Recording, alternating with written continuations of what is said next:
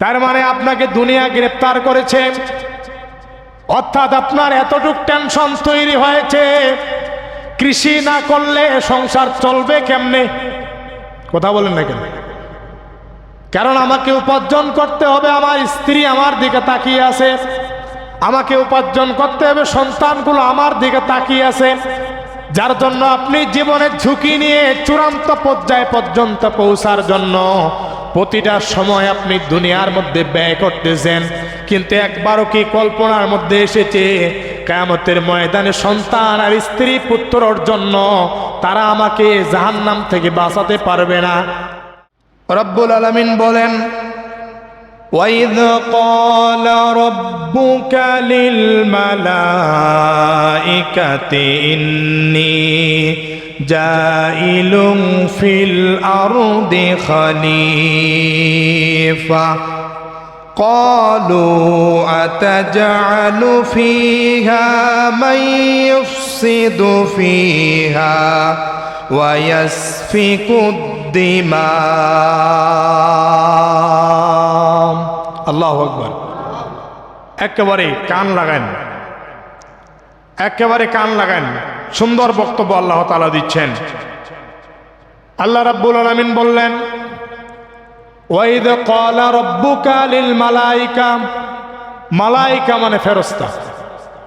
আর আল্লাহ তাআলা যখন তার ফেরেশতাদেরকে ডাকলেন, ও আমার ফেরেশতারা, ইন্নী জাইলুম ফিল আরদে খলিফা, আমি পৃথিবীতে খলিফা প্রতিনিধি প্রেরণ করব, তোমাদের সিদ্ধান্ত কি?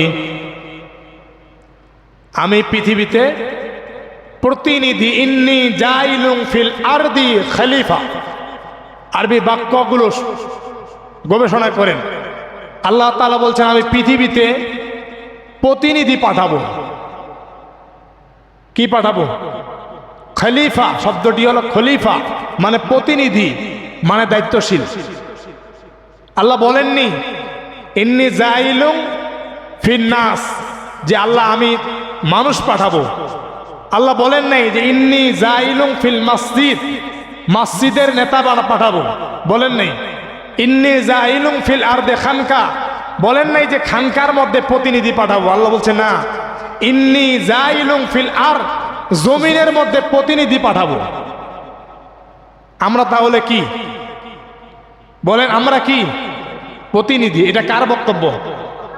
আল্লাহ যখন আমাদের পাঠায়েন নাই, আদমও হয় নাই, তখনই আল্লাহ বলেন ফেরেশতারা আমি ইন্নী জাইলুম ফিল আরদে খলিফা, পৃথিবীতে প্রতিনিধি পাঠাবো, নেতা পাঠাবো, যারা নেতৃত্ব দিবে। এই বক্তব্য আল্লাহ দিলেন। তার মানে আমরা হলাম জমিনের প্রতিনিধি। কার প্রতিনিধি? জমিনের। এটা আল্লাহর ওয়ার্ডারে আমরা জমিনের প্রতিনিধি। এরপরে ফেরেশতাগুলো বললেন যে আল্লাহ কেন মানুষ পাঠাবেন, প্রয়োজনটা কি?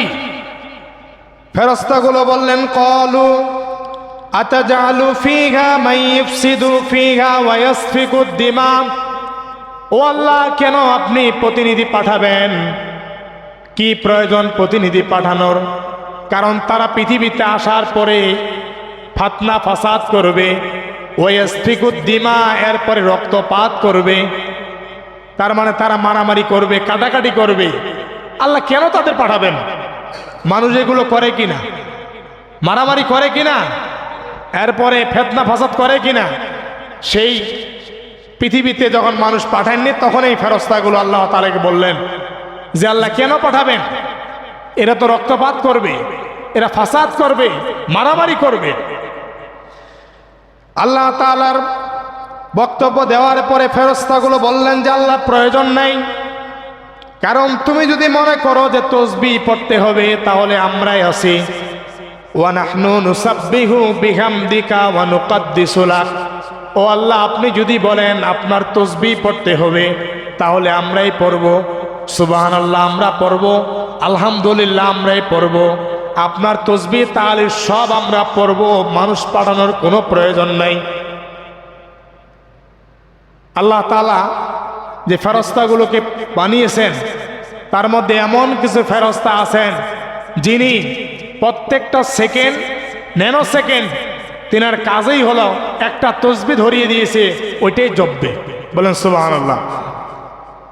কোনো ফেরেশতার কোনো কাজ নেই, নাই কোনো ব্যবসা, নাই কোনো কৃষি, নাই কোনো খাওয়া, নাই কোনো সংসার, নাই কোনো পায়খানা প্রসাব। ফেরেশতাগুলো সব কাজ থেকে বেঁচে আছেন।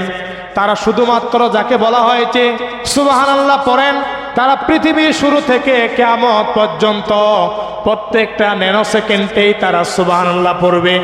যাকে আল্লাহ বলেছেন তুমি আলহামদুলিল্লাহ পড়ো, তার কাজ শুধু আলহামদুলিল্লাহ পড়া।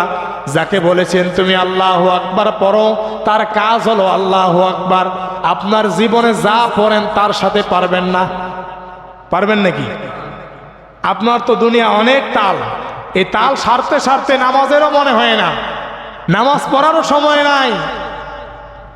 এখন বাংলাদেশে খেলা হয়, ভোরে উঠে খেলা দেখা যায়। আবার বাংলাদেশে গত কয়েক বছর থেকে বাদাম আর মরিচের হাট শুরু হয়েছে ফজরে আজানের আগেই, ঠিক কিনা? যেই মুসল্লি ফজরে আজান দিলে আজান শোনা পায় না, ওই মুসল্লিকে দেখেন বাদাম ধরে বাজারে বসে আছে। কি ভুল বললাম নাকি? তার মানে আপনাকে দুনিয়া গ্রেফতার করেছে, অর্থাৎ আপনার এতটুক টেনশন তৈরি হয়েছে, কৃষি না করলে সংসার চলবে কেমনে? কথা বলেন না কেন? কারণ আমাকে উপার্জন করতে হবে, আমার স্ত্রী আমার দিকে তাকিয়ে আছে, আমাকে উপার্জন করতে হবে, সন্তানগুলো আমার দিকে তাকিয়ে আছে।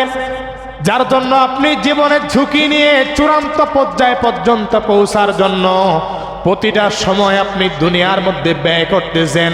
কিন্তু একবারও কি কল্পনার মধ্যে এসেছে কিয়ামতের ময়দানে সন্তান আর স্ত্রী পুত্রর জন্য তারা আমাকে জাহান্নাম থেকে বাঁচাতে পারবে না?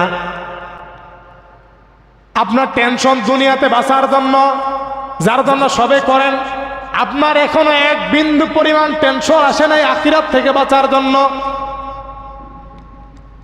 ফেরেশতাগুলো ওই কথায় বললেন যে আল্লাহ, আপনি যদি মনে করেন আমি সুবহানাল্লাহ পড়বো, আজীবন পড়বো, আলহামদুলিল্লাহ আজীবন পড়বো, মানুষ বানার কোনো প্রয়োজন নাই। আল্লাহ এগুলো বেকার এখানে মারামারি কাটাকাটি করবে। আল্লাহ তাআলা বললেন যে ও আমার ফেরেশতারা, ক্বালা ইন্নী আ'লামু মা লা তা'লামুন, আমি যা জানি তোমরা তা জানো না। আল্লাহর জানার উপরে কেউ জানে নাকি? অনেকে আছে আল্লাহকে বোকা বানাতে চায়। কি বানাতে চায়? বোকা বানাতে চায়। কারণ শয়তানও আল্লাহকে বোকা বানাতে চেয়েছিল, কিন্তু বোকা বানাতে পারে। একটি হাদিস সেদিন পড়লাম, কিয়ামতের ময়দানে কিছু দুনিয়ার চালাক মুসল্লি যারা, তারা আল্লাহ বোকা বানাতে চাইবে। অনেকে দুনিয়াতে আছে না, কোনো কাজ কাম নেই, কৃষি নেই, আবাদ নেই, চাকরি নেই, বাকরি নেই, তার যে চলার ভাব আর গতি বাহে, পয়সা আসে কোথা থেকে তাকে কথা বলা যায় না। রাগ করবেন না, এরকম কিছু ব্যক্তি আছে তারা চালাকের উপর চলে। তো এরকম কিছু ব্যক্তি আখিরাতে চালাকি করতে যাবে। আল্লাহ বলবে বান্দা নামাজ পড়ছো,